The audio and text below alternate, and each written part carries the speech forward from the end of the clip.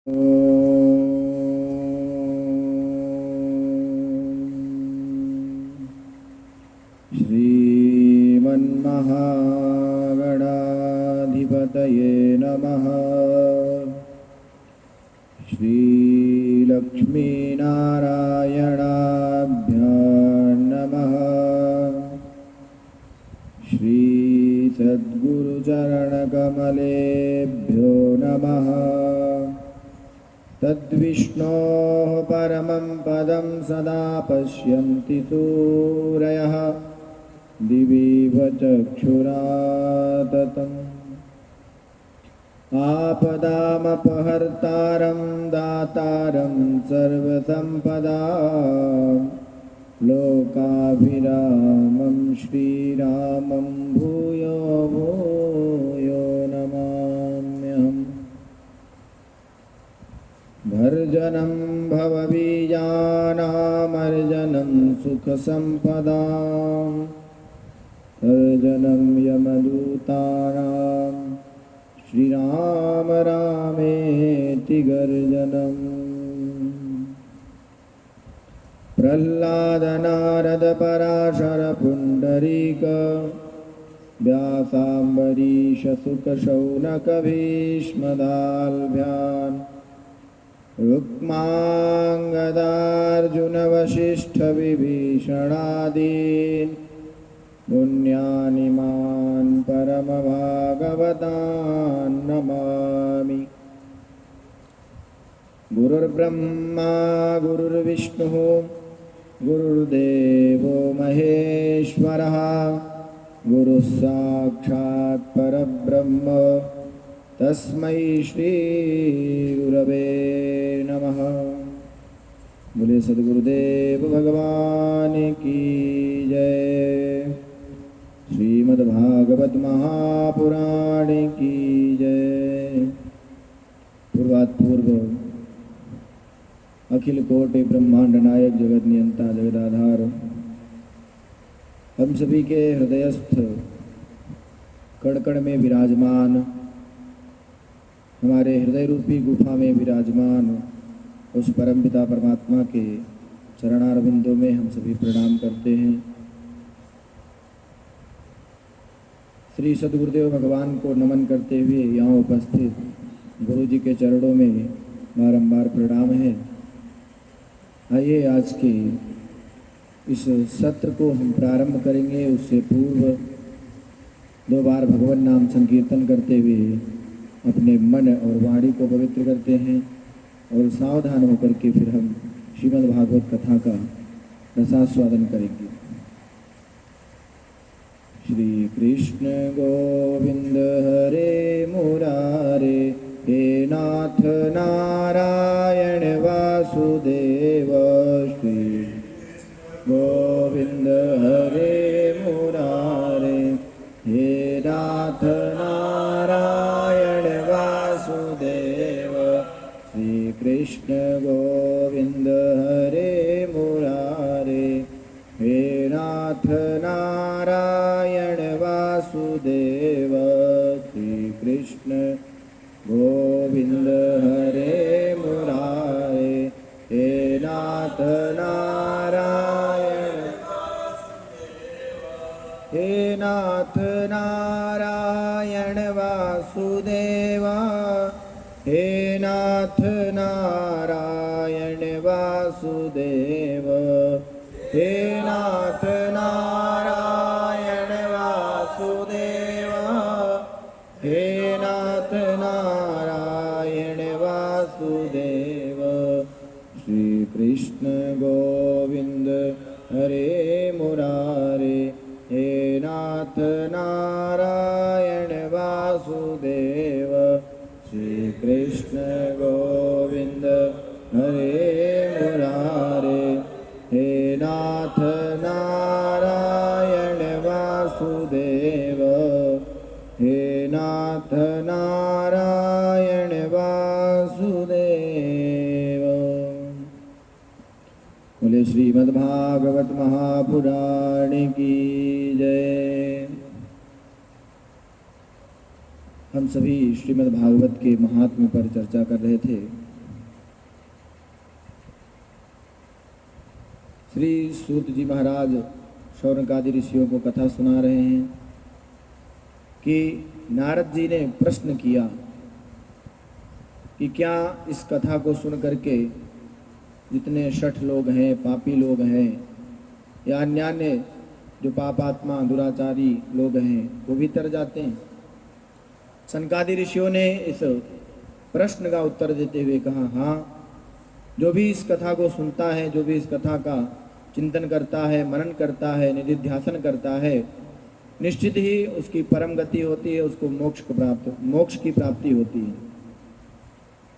ऐसे ही एक कथा आती है, तुंगभद्रा नदी के तट पर एक बहुत ही सुंदर नगर बसा हुआ था। उस नगर में रहने वाले जितने भी जन थे, जितने भी लोग थे, बड़े ही खुशहाल, बड़े ही आनंदमय जीवन व्यतीत कर रहे थे। उसी नगर में एक आत्मदेव नाम के ब्राह्मण निवास करते थे, जिनके लिए व्यास जी महाराज ने लिखा, द्वितीय इव भास्करः। जैसे दूसरा सूर्य कोई हो, उस प्रकार उनका तेज, उस प्रकार उनका ज्ञान वह अक्षुण्ण था। बड़े विद्वान, बड़े धनाढ्य, बड़े प्रतिष्ठित थे समाज में, परंतु एक बात की उनको चिंता थी कि उनके कोई संतान नहीं थी। और तो और वो अगर कोई गाय लाते तो वह भी बंध्या ही रहती, कोई भी बछड़ा या बछिया वह नहीं जन्मती। कोई अगर अपने हाथ से वह तुलसी इत्यादि का पौधा लगाते या कोई फूल का, किसी फल का पौधा लगाते हैं तो उसमें फल नहीं आते, फूल नहीं आते, वो सूख जाते। बड़ा ही परेशान रहने लगे।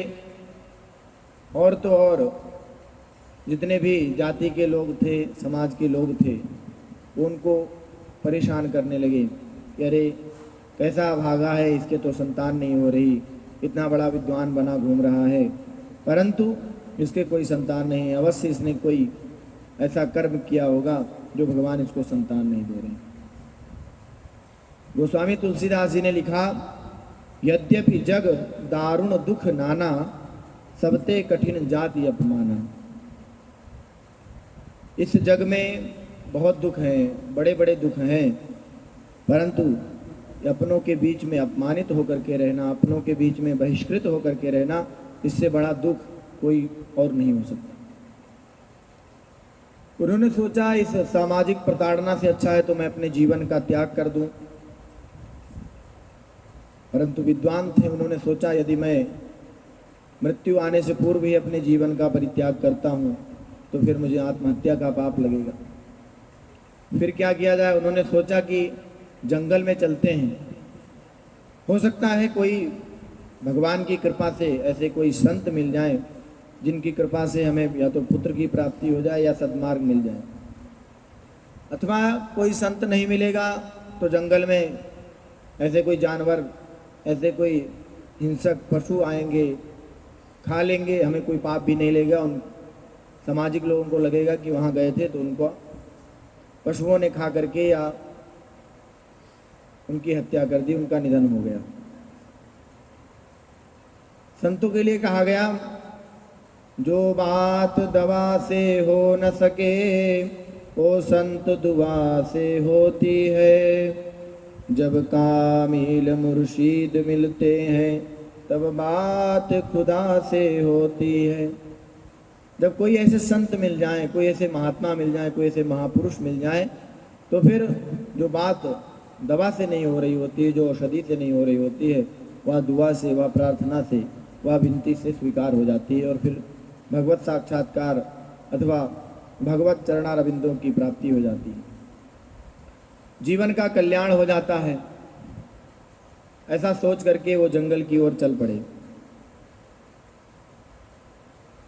उनको प्यास लगी, एक सरोवर के किनारे बैठे जल पान किया उन्होंने, बड़े ही परेशान थे। तभी वहाँ पर एक सन्यासी, एक महात्मा आए। मुहूर्ता दबि तत्रैव सन्यासी कश्चिदागता। और जो संत होते हैं वो दूसरों का दुख देख करके नवनीत माखन की तरह पिघल जाते हैं। जो माखन होता है वो अपनी उष्णता से, अपनी गर्मी से पिघलता है, परंतु जो संत होते हैं वो दूसरों के दुख को देख करके, दूसरों के कष्ट को देख करके पिघल जाते हैं और फिर उसका उपचार करने के लिए प्रयत्न करते हैं। जैसे नारद जी भक्ति और ज्ञान वैराग्य इनकी कष्ट का निवारण करने के लिए कथा सुन रहे हैं, उसी प्रकार इस सन्यासी के मन में आया और उन्होंने पूछ लिया, क्योंकि ये बढ़िया तिलक चंदन लगाए हुए थे, बढ़िया शिखा थी और ब्रह्म तेज इनका झलक रहा था। उन्होंने पूछा, कथम रोदिश विप्रत्वम काते चिंतावली असी। हे विप्र, तुम क्यों रो रहे हो? कौन सी चिंता ऐसी बलवान हो गई, तुम्हारे ऊपर हावी हो गई? मुझे तो तुम बहुत विद्वान मालूम पड़ते हो, इसलिए तुम शीघ्रातिशीघ्र मुझे स्वस्य दुःखस्य कारणम वद। आप अपने दुख का कारण बताइए, हो सकता है मेरे पास कुछ उसका उपाय हो और जिससे तुम्हारे दुख का निवारण हो सके। अब जब आत्मदेव जी से उन सन्यासी, उन महात्मा ने ऐसा प्रश्न किया तो उन्होंने कहा, अपनी सारी कथा सुनाई कि मुझे सामाजिक अपमान सहना पड़ रहा है और मुझे संतान चाहिए, मुझे पुत्र चाहिए। और ऐसा भी कहा गया, जिसके संतान नहीं होती वो तरता नहीं है। सन्यासी महात्मा ने कहा, कैसी भ्रमात्मक बातें पढ़ रहे हो, कैसी इन वार्ताओं में पड़ गए तुम? अगर सदगति होती तो जो राजा सगर के 60,000 पुत्र थे वो अपने पिता की तो सदगति नहीं कर पाए, परंतु उन्होंने एक महात्मा को अपशब्द बोल करके अपने जीवन का प्राणांत, अपने जीवन का त्याग कर दिया। और तो और धृतराष्ट्र के जो कि जन्मांध थे, उनके तो 100 पुत्र थे और उन 100 पुत्रों ने क्या किया? अधर्म का सहारा लिया और फिर अधर्म का सहारा लेकर के अपने पिता की तो छोड़ो, वो अपनी गति नहीं कर पाए। यद्यपि वो अलग बात है कि वो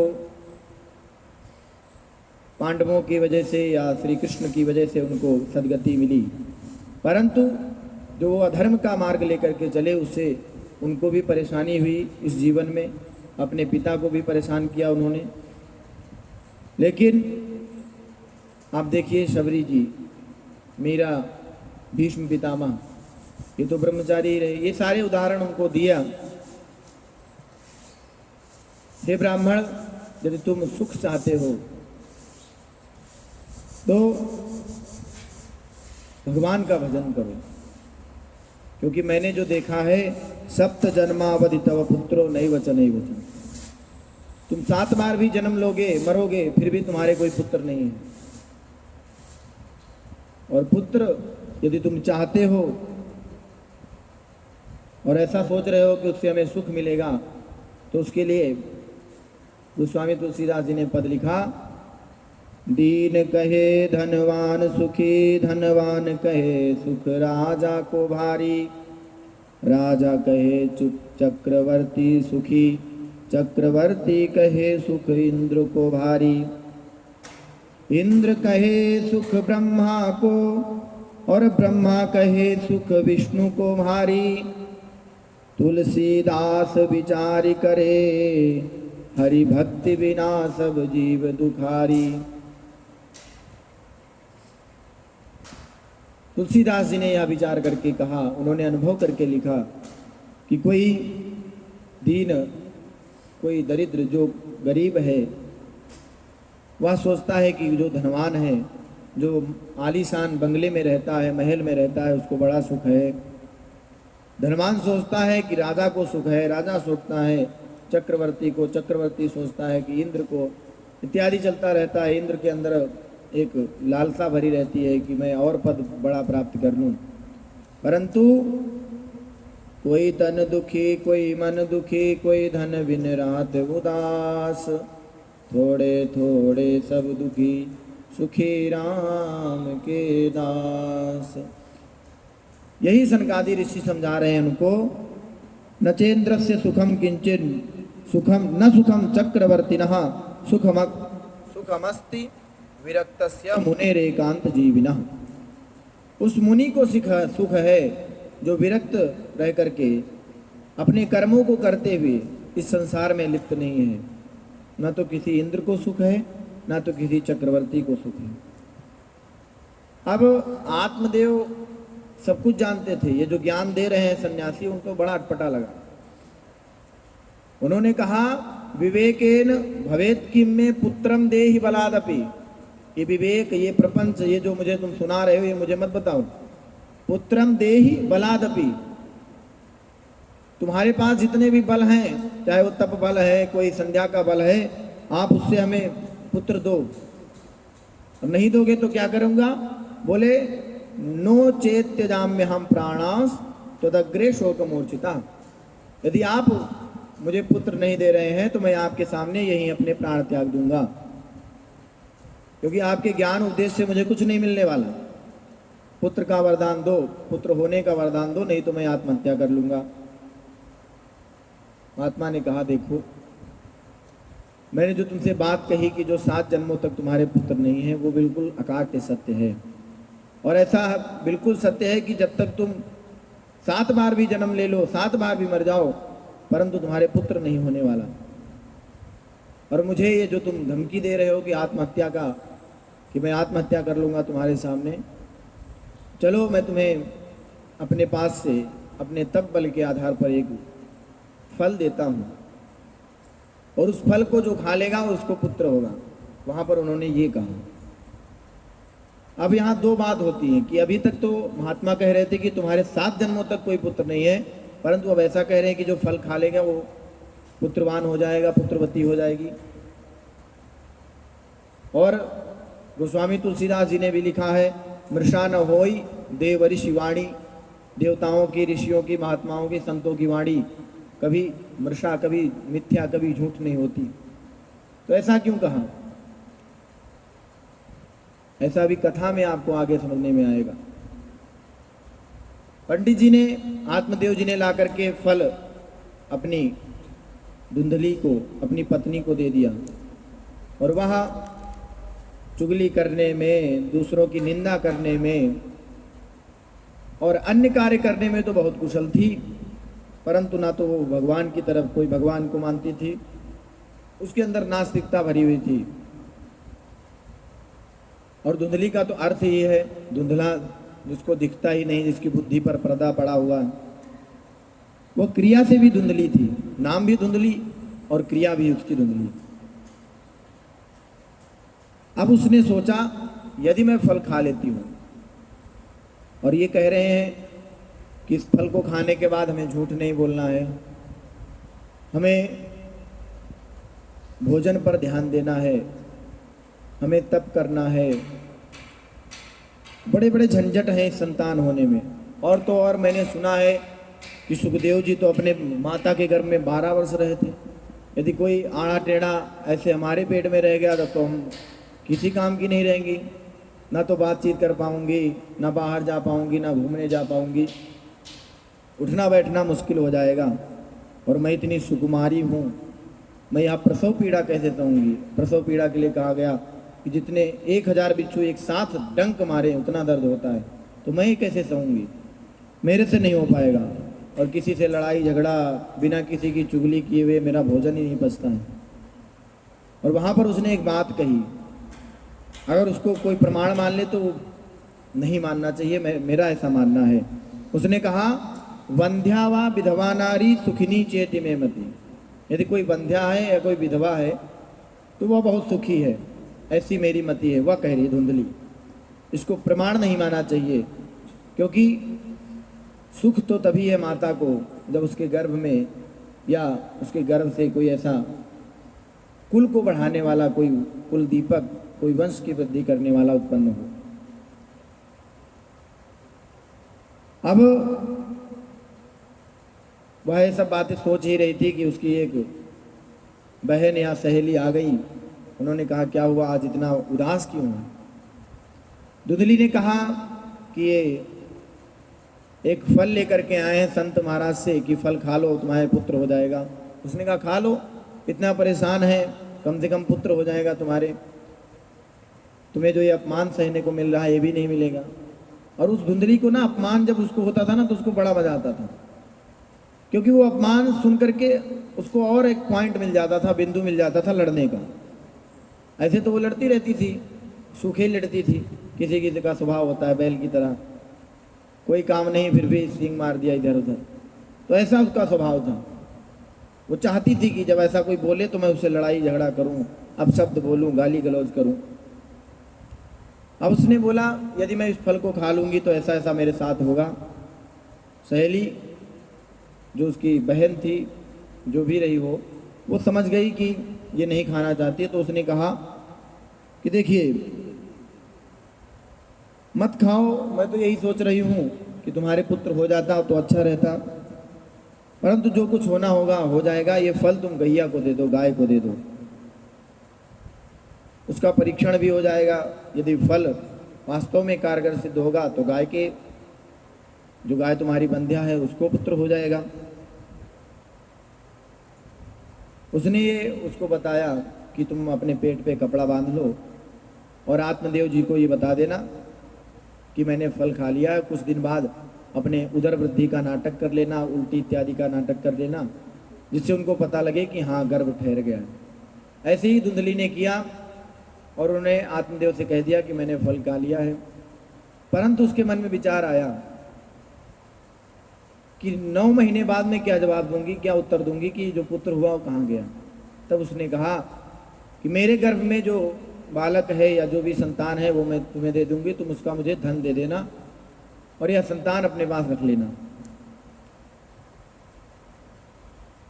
इस प्रकार 9 महीने बीते।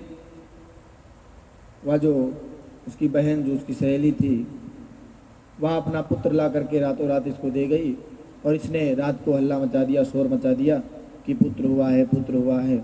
आत्मदेव जी बहुत प्रसन्न हुए, बढ़िया बैंड बाजे की व्यवस्था की, बढ़िया से उत्सव मनाया गया, छठी मनाई, बहुत खुश, बहुत ज़्यादा खुश, दान इत्यादि किया। अब दोनों ने यह जो जाल रचाया था उसमें आत्मदेव बिल्कुल फंस गए थे। पुत्र हुआ, आत्मदेव को कुछ नहीं पता है, कहाँ से आया या पुत्र वह नहीं जानते। कबीरदास जी ने एक पुत्र के लिए एक दोहा लिखा, बड़ा ही कड़वा दोहा है। जाही मार्ग मूत है वाही मार्ग पूत, भजन करे तो पूत है नहीं तो समझो मूत। क्योंकि कबीर जी की वाणी या किसी संत की वाणी बहुत या कठोर वाणी है, जिसको कड़वा प्रवचन भी कह सकते हैं, कड़वा वचन भी कह सकते हैं। तो वही पुत्र सुपुत्र है जो भजन करते हुए या किसी प्रकार से माता पिता को कष्ट न दे, और जो पूत वही है जो पुम नाम के नरक से अपने पिता को, अपनी माता को तार दे, वही पुत्र है।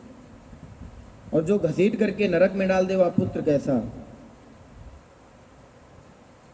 उसी के 3 महीने बाद जो ये षड्यंत्र रचा, तो गाय ने बढ़िया एक सुंदर बालक को जन्म दिया। वह बछड़ा नहीं था, 4 पैर का नहीं था, वो 2 पैर का था, परंतु उनके जो कान थे वह गौ की तरह थे, इसलिए उनको लोग गोकर्ण कहने लगे।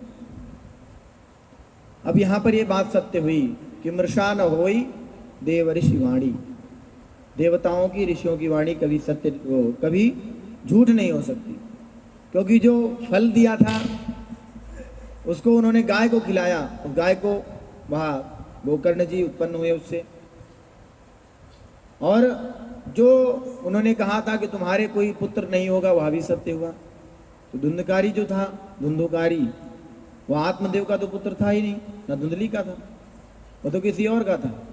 तो यहाँ पर ये बात सत्य हुई कि मृषा न होई देव ऋषि वाणी, देवताओं की, ऋषियों की, महात्माओं की जो वाणी है कभी झूठ नहीं हो सकती, कभी मिथ्या नहीं हो सकती। बस्ती वाले देखते हैं कि गोकर्ण और धुंधुकारी में बिल्कुल वैपरीत्य है। गोकर्ण पंडितो ज्ञानी धुंधुकारी महाखलः। जो गोकर्ण जी महाराज थे वो महापंडित, महाविद्वान, ज्ञानी, परंतु जो धुंधुकारी था वो खल था। खल किसको कहते हैं? हम देखते हैं जब सरसों हम लोग ले जाते हैं मशीन में निकलवाने के लिए, तो उसका जो 2-3 बार 4 बार निकाल करके जो उसका निकलता है, उसको खल कहते हैं। अर्थात उसमें ना तो किसी प्रकार का कोई तरलता, कोई गंभीरता किसी प्रकार का नहीं, बिल्कुल सूखा हुआ। और ऐसा भी कहा गया कि जब ठंड आती थी तो स्नान शौच क्रियाहीनो दुर्भिक्षी दुर्भक्षी क्रोध वर्जिता, उसके अंदर किसी प्रकार की कोई पवित्रता नहीं। और ऐसा व्यास जी ने और सनकादि ऋषियों ने कहा शव हस्तेन भोजनम। अब आप ये सोचिए कि 100 के हाथ से भोजन कैसे कर लेगा? 100 तो पड़ा हुआ है। तो वहां पर ये बताया गया कि 100 हाथ वो हैं जो दान के लिए नहीं उठते, जिनके हाथ में मदिरा इत्यादि रहती है, जो हिंसा करते हैं उनके हाथ, वो शरीर उनका 100 के समान है। अर्थात धुंधकारी को ऐसे ही लोग प्रिय थे, उन्हीं के यहाँ जाता था, दुर्भक्ष करता था। भक्ष्य अभक्ष्य का, कर्तव्य अकर्तव्य का किसी प्रकार का कोई बोध नहीं। 2-4 कुत्ते अपने साथ लेकर के चलता था, और तो और रास्ते में जाते हुए कोई छोटा बालक दिख गया उसको मारता। और कई बार तो ऐसा किया कि उनको उठा करके किसी कुएं इत्यादि में डाल दिया। बहुत परेशान सभी। इतना उग्रवादी वैश्यागमन करने लगा, सारी संपत्ति ला करके अपने जितने भी पिता की जो संपत्ति थी, माता के जो भी गहने इत्यादि थे, सब ला करके वो वैश्याओं को दे दिया। और उसने तो ऐसा कह रखा था कि न तड़पने की इजाज़त है न फरियाद की, और घुट के मर जाऊं ये मर्जी मेरे से याद की। उसने आत्मदेव को कहा था कि यदि ये तुम मेरा आतंक किसी को बताओगे तो पहले तो जिसको बताया उसको मारूंगा और फिर तुम्हें मारूंगा। तो इतना उसने आतंक फैला रखा था, उसने इतना दुराचारी। अब आत्मदेव को ज्ञान हुआ। रे मुंचाद्य कुटुंबासाम संन्यासे सर्वथा सुखम वंध्यत्वं तु समीचीनम कुपुत्रो दुखदायका। यह जो वंध्यत्व है वही समीचीन था, क्योंकि कुपुत्रो दुखदायका, पुत्र ना हो वो सही है, परंतु कुपुत्र हो जाए ये तो बहुत दुखदायक है। इसलिए संन्यासे सर्वथा सुखम, विरक्ति में सर्वथा सुख है। वो जो महात्मा कहते थे बड़ा अच्छा कहते थे, रे रे मुंचाद्य कुटुंबासाम, परिवार की आशा छोड़ दो, क्योंकि जिसने भी परिवार की आशा की और यदि पुत्र कुपुत्र हो गया तो बड़ा दुखदायी हो जाएगा। ब्राह्मण देव नहीं जानते कि ये मेरा पुत्र नहीं है, और इस प्रकार वो मोह ममता में बड़ा परेशान है कि मेरा पुत्र कैसे निकल गया, मैं तो इतना ज्ञानी। और देखिए यहाँ पर एक बात और सत्य होती है ये कि जरूरी नहीं है कि पिता जैसा हो वैसा पुत्र हो, परंतु जैसी माता होगी वैसा पुत्र अवश्य होता है। उसने जैसा संस्कार दिया होगा शुरू से, उसने गर्भ में जब वह संतान रही, जैसा उसने अपने अंदर आचरण किया वैसा ही आचरण वह संतान भी करती है उत्पन्न होने के बाद। आप देख लीजिए अभिमन्यु को, उत्तरा थी कितनी वो, क्योंकि अर्जुन भी पराक्रम से भरपूर, और जो पराक्रम की पराकाष्ठा थी वह उनके अंदर भरी हुई थी, और उनकी पत्नी भी, वह भी बिल्कुल भरी हुई थी। तो जैसी माँ होगी वैसा ही संस्कार आने वाली संतान पर पड़ता है। इधर बीच में एक दिन गोकर्ण जी घर पे नहीं रहते थे, वो बाहर ही रहते थे। उनको याद आई जननी जन्मभूमिश्च स्वर्गादपि गरीयसी, जननी माता और जन्मभूमि कर्मभूमि स्वर्गादपि गरीयसी, स्वर्ग से भी बढ़कर होती है। वो आए, देखा उनके पिता बहुत परेशान थे, अकेले बैठ करके रो रहे हैं। गोकर्ण जी के पिताजी के चरणों में प्रणाम करके पूछा कि आप क्यों रो रहे हैं? पंडित जी बहुत अपना दुखड़ा सुनाया और रोने लगे। किम करोमि क्व गच्छामि को मे दुखम व्यपोहति, किम करोमि, मैं क्या करूं, कहाँ जाऊं, मेरे दुख का निवारण कौन करेगा। मैंने उस महात्मा की बात नहीं मानी। यदि मान लेता तो आज मेरे साथ यह जो हो रहा है या नहीं होता। और मुझे ऐसा अब लग रहा है कि अब मुझे जरूर प्राण त्यागना पड़ेगा। यह महात्मा की जो बात उनको कड़वी लग रही थी, वह अब सत्य लग रही है,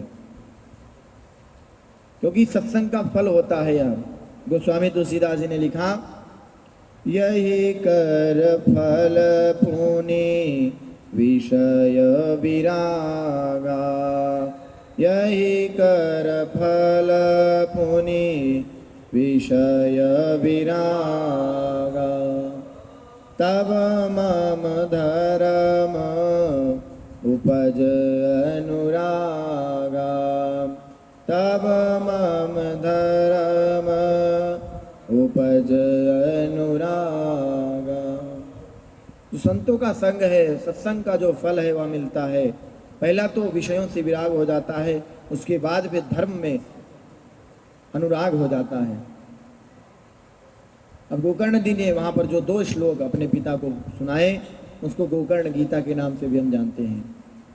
देहे स्थिमांस रुधिरे विमतिम त्यजत्वम, जाया सुतादिषु सदा ममतां विमुञ्च, पश्यानिशं जगदिदं क्षणभङ्गनिष्ठं, वैराग्यरागरसिको भव भक्तिनिष्ठः, धर्मं भजस्व सततं त्यज लोकधर्मान्, सेवस्व साधुपुरुषान् जहि कामतृष्णाम्, अन्यस्य दोषगुणचिन्तनमाशु मुक्त्वा, सेवा कथा रसमहो नितरां पिबत्वम्। हे पिताजी, आप यह जो देह, जो अस्थि, जो मांस, जो रुधिर से बने हुए शरीर में जो अभिमति, जो आपने अपनी ममता मान रखी है, इसको छोड़ दो।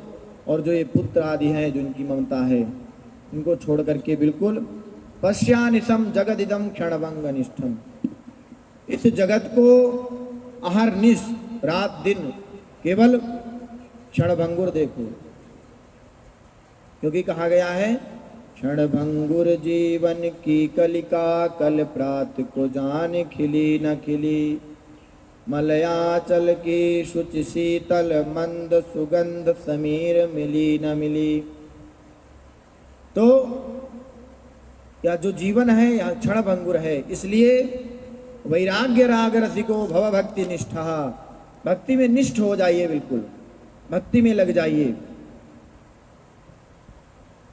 और भगवान की जो भक्ति करता है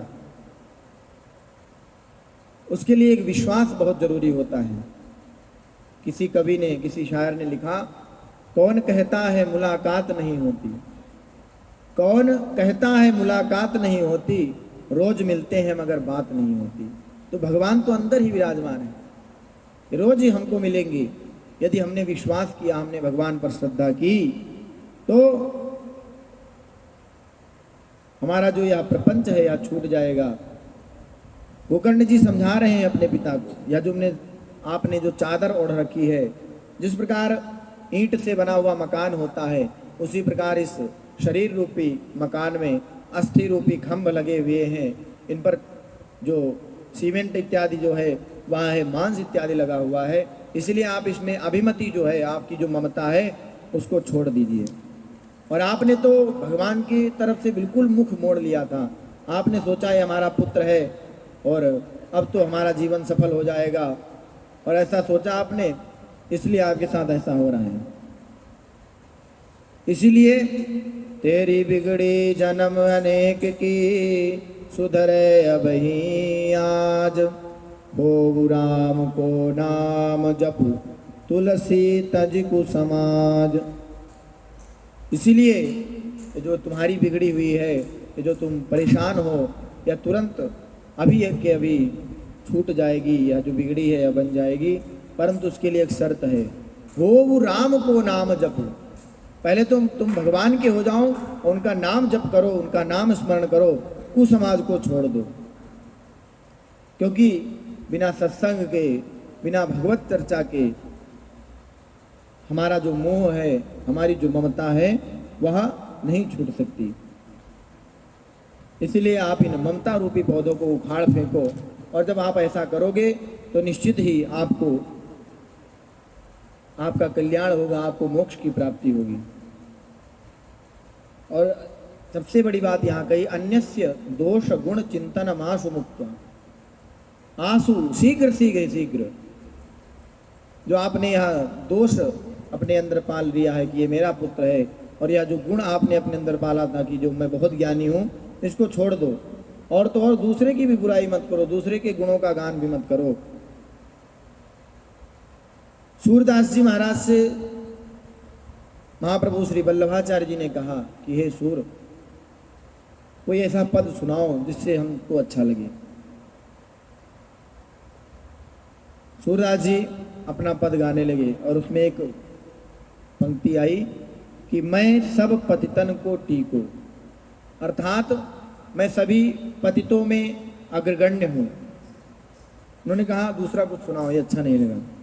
उन्होंने कहा मैं सब पतितन को नायक, जितने भी पतित लोग हैं, जितने भी दुराचारी लोग हैं, मैं उनका नायक हूँ, मैं उनका सेनापति हूँ। उनका ये भी नहीं अच्छा लगा, कुछ दूसरा सुनो। सूरदास जी को लगा कि सभी तो कहते थे कि ये पद बड़े अच्छे हैं, सब सुनने के लिए आते थे, बादशाह भी हमारे पदों को सुनने आता था। उनका दूसरा सुनाओ। उन्होंने कहा मौसम कौन कुटिल खल कामी, मेरे समान कौन खल होगा, कौन कामी होगा, हमारे अंदर कामना भरी हुई है। वल्लभाचार्य जी बहुत परेशान होकर के बोले, सूर हो कि यों ही की घिघियात रहता हो। बोले तुम्हारे अंदर तो ये कहाँ से आ गया, जो तुम बार बार वही किसी के गुण बताए जा रहे हो। यानी कि तुम कहना चाह रहे हो कि यहाँ पर भी पतित लोग रहते हैं, दुराचारी लोग रहते हैं, तुम्हें कैसे पता लगा ये? इसलिए भगवान की चर्चा सुनाओ, ये किसी के दोष के चक्कर में मत पड़ो, किसी के गुण के चक्कर में मत पड़ो। सोई रसना जो हरि गुण गावे, वही जिह्वा पवित्र है जो भगवान के गुणगान करती है। ऐसा जब गोकर्ण जी ने अपने पिता को उपदेश दिया, तब उन्होंने अपने पुत्र की जो वहाँ उक्ति थी उसको सुन करके घर को छोड़ करके चले गए 60 वर्ष की अवस्था में, और फिर जा कर के वहाँ पर दशम स्कंद का पाठ करते हुए, भगवान की परिचर्या करते हुए अपना जीवन त्याग दिया। अब संतों से वहाँ संबंध जोड़ा, सत्संग किया, सत्संग में बैठ करके भगवान के दशम स्कंद का जो भगवान श्रीमद् भागवत का हृदय कहा गया उसका पाठ किया, और फिर श्री कृष्ण मापनियतम दशमस्य पाठात, श्री भगवान श्री कृष्ण को, भगवान श्री हरि के उस परम पद को प्राप्त कर लिया। और इधर जो धुंधकारी था, गोकर्ण महाराज चले गए अपने पिता को यह उपदेश दे करके। धुंधकारी पुनः प्रारंभ हो गया, क्योंकि अब उसके पास केवल उसकी माता थी और वो था। उसको बिल्कुल फ्री, बिल्कुल खुली छूट मिल गई, और वहाँ फिर अपनी माता को मारने लगा। पिता के जाने के बाद इतना मारा पीटा, उससे पूछा धन कहाँ है बताओ। एक दिन धन तो बचा ही नहीं था कुछ, धन कहाँ से दे दे माता। पिता जो भी कुछ लाते थे कर्मकांड इत्यादि करके, वह भी सब इसने वैश्याओं के ऊपर खर्च कर दिया, व्यय कर दिया। अब इसने एक दिन अपनी माता को बहुत मारा, बहुत परेशान हो गई माता, और फिर एक दिन रात्रि को उठ करके वहीं पास में कुआं था, उसमें कूद करके अपने प्राण दे दिए। आप सोचिए कैसा वो पुत्र रहा होगा जिसने अपनी माता को इतना कष्ट दिया, अपने पिता को इतना कष्ट दिया। अब और तो और वहाँ अब ना उसकी माता रही, ना उसके पिता रहे, ना उसके भाई रहे, बिल्कुल वो स्वतंत्र हो गया। बड़ा परेशान करने लगा। वैश्याओं को ले आया, पंच वैश्याओं को अपने यहाँ रख लिया। एक दिन इसने राजा के यहाँ चोरी की, क्योंकि जो वैश्याएं होती हैं उनको केवल धन चाहिए। कहा गया सूक्तियों में, निर्धनम पुरुषम वैश्या प्रजा भग्नम नृपम त्यजेत। जो वैश्याएं होती हैं वो निर्धन पुरुष का त्याग कर देती हैं। जो राजा जिसके साथ कोई प्रजा खड़ी नहीं रहती, वह फिर राजा बहिष्कृत हो जाता है, उसका तिरस्कार हो जाता है। वैश्याओं ने इस पर बड़ा जोर डाला, दबाव डाला कि धन ला करके दो। इसने राजा के यहाँ चोरी कर दी, बड़ा धन ले आया चोरी करके, क्योंकि निपुण हो गया था इतने दिन से, इसको तो बिल्कुल संकल्प ले रखा था इसने। राजा के यहाँ से चोरी की। अब वैश्याओं को लगा कि ये राजा के यहाँ से चोरी करके लाया है, यदि ये पकड़ा गया तो हम भी पकड़े जाएंगे और साथ में फिर हम तो 5-6 जेल में जाएंगे। बहुत संपत्ति लूट कर लाया इसने। वैश्याओं ने सोचा यदि इनके घर में, इसके घर में यह माल या बरामद हुआ तो फिर हम सभी पकड़े जाएंगे, इसलिए इसको मार दो। वैश्याओं ने बहुत सारे प्रयत्न किए। अब था तो शरीर से भी हृष्ट पुष्ट था। वैश्याओं ने 5 ने पकड़ा, परंतु इसने झिटकना शुरू किया। बहुत, वैसे तो कहा गया है महिलाओं को अबला, परंतु जब ये अपने ऊपर आ जाती हैं तो फिर ये बला हो जाती हैं, सबला हो जाती हैं। इन्होंने बिल्कुल चढ़ाई कर दी और फिर वहां पर एक अंगार जल रहा था। तप्तांगार समूहांश्च तन्मुखे ही विचिक्षुपु। इन्होंने उठाया, उसको पकड़ करके वहीं पर बांध दिया खाट में, और उसके मुंह में पहले तो कपड़ा ठूंसा, इसने फूंक फाक मार करके कपड़ा निकाल दिया। परंतु जब ज़्यादा ये उपद्रव मचाने लगा, उन्होंने लगा कि अब तो ये अगर छूट गया तो मार नहीं डालेगा। उन्होंने उठाया वह जलता हुआ अंगार, जलता हुआ, जिसको हम अपने यहाँ चैला बोलते हैं, उठा करके उसके मुख में बिल्कुल लगा दिया। अग्निज्वालादि दुखे न व्याकुलो निधनंगतः। बहुत परेशान होकर के, छटपटा करके, और फिर उसका निधन हो गया, वहीं पर प्राण निकल गए। और फिर उन्होंने उठा करके उसको वहीं खोद करके वहीं पर उसको दफन कर दिया, जिसको बोलते हैं, वहीं बना करके उसकी समाधि बना दी। यदि आयु पूरी होती है तब यमराज के दूत लेने आते हैं, या कोई संत है, कोई भक्त है तो उसको भगवान के पास सदन लेने आते हैं। इसकी आयु पूरी नहीं हुई थी, यह सबको परेशान करने लगा। उस रास्ते से, उस मार्ग से आना जाना सबने बंद कर दिया, क्योंकि जब प्रेत, अब जब मानव के शरीर में इतना उपद्रव मचाता था, जब प्रेत हो गया तब कितना उपद्रव मचाएगा।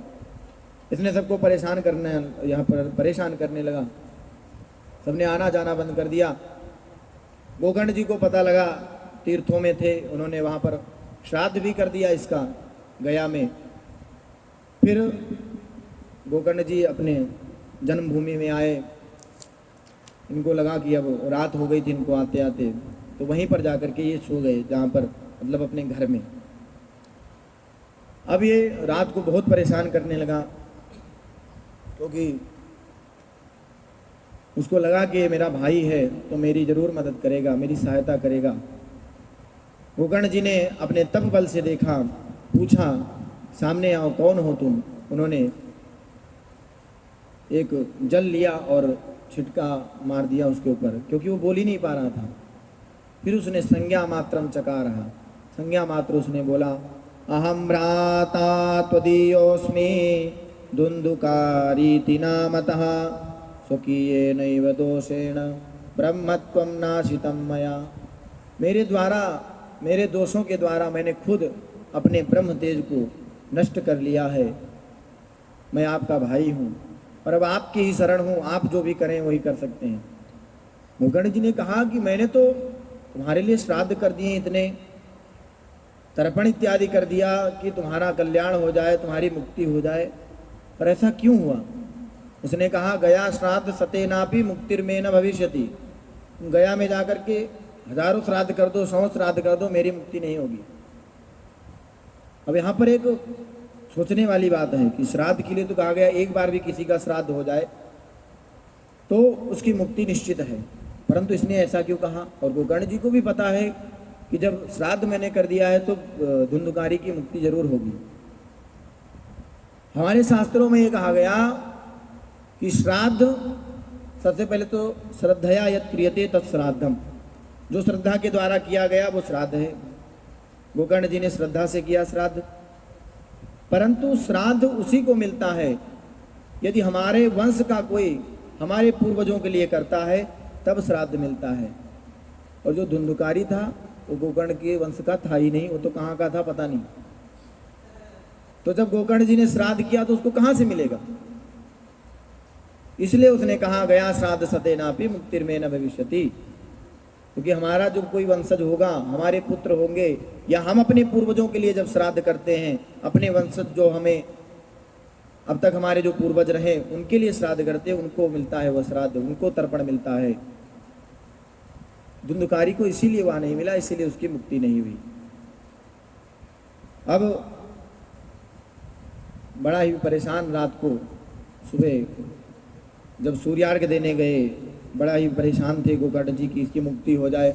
उन्होंने सोचा सूर्य नारायण तो सबके साक्षी हैं, मैं इनसे पूछता हूँ क्या करना चाहिए। अब सूर्य जी का तो, सूर्य नारायण का तो तेज है इतना था कि वो रुक ही नहीं रहे थे, वो लगातार चलते जा रहे थे। इन्होंने अपने ब्रह्म तेज से उनको रोका और उनसे फिर प्रश्न किया कि हमें क्या करना चाहिए अपने भाई के लिए, अपने भ्राता के लिए। उन्होंने कहा श्रीमद्भागवतान मुक्ति सप्ताह वाचनम कुरु इति सूर्य वचः सर्वै धर्म रूपम तु विश्रुतम। उन्होंने इसको प्रमाण मान लिया कि जो श्रीमद् भागवत की कथा है उसका जब सप्ताह वाचन करेंगे तो अवश्य इसकी मुक्ति होगी और अन्य लोगों की भी मुक्ति होगी। इस प्रकार तुरंत ही गोकर्ण जी ने वहाँ पर व्यवस्था की और सप्ताह वाचन के लिए उद्यत हुए। बढ़िया मंच लगाया गया। गोकर्ण जी मंच पे बैठे, व्यास गद्दी पर बैठे और उन्होंने कथा सुनाना प्रारंभ किया। वहाँ पर आवाहन किया धुंधुकारी का कि आओ और अपना स्थान ग्रहण करो और श्रीमद् भागवत कथा का श्रवण करो, जिससे तुम्हारी मुक्ति होगी। और वहाँ कहा जो जही लायक सोते ही राखा, जो जिस लायक था उसको वहाँ पर स्थान दिया गया।